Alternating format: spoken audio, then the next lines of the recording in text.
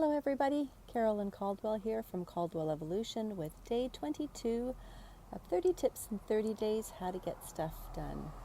And today's tip is a little bit different. Today I'm going to do the first of a couple of book recommendations. I have been doing some catch up on some maintenance of certification credits and some book reading, and I've come across a couple of recent books that I thought you might find interesting. So I thought I would add them in here as book recommendations, and the first one is today.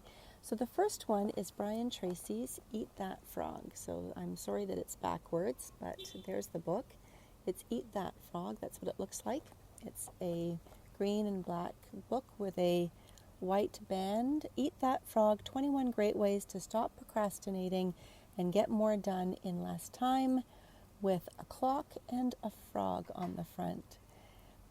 So Brian Tracy uses eating a frog as the euphemism or equivalent of trying to get things done. And he talks about eating, setting the table, planning, preparing, and he also talks about the nature of the frog, whether it might be an attractive one or an ugly one, and how he would like you to, if you had a choice of frogs to eat the ugliest and the biggest one first. And what he's basically saying is to do the toughest things and the most important things of your day or your week or your month or your year. Get those things done first so that you make sure that you get them done.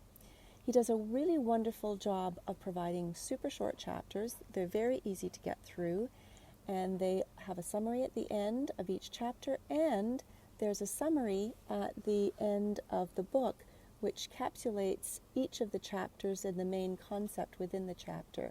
And I find that really helpful in terms of trying to capture ideas and keep them in your head so that you can use them in the future.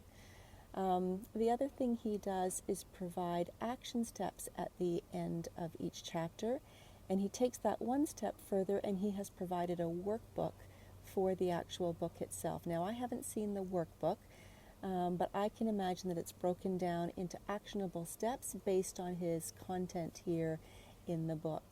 So it's a pretty easy read. It's not very long. There's only 108 pages worth of reading. What I really, aside from the structure of it and the way that he's made it short and very readable and easy to follow, it's very practical. So his contributions are pretty, go ahead and put this into place right away.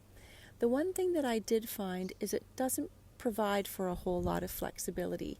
So if anybody is managing brain-based conditions like ADHD, this might not be as helpful to you as somebody who is, what do we call it, neuro average, or there's a term for it, I've just forgotten it offhand, who's not dealing with neurodiversity. Let's leave it at that.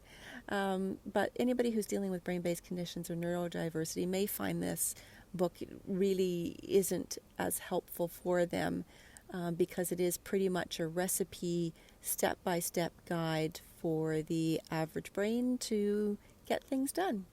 I found it very interesting, and I found it very helpful. I guess that means my brain is average, but I would recommend it to you.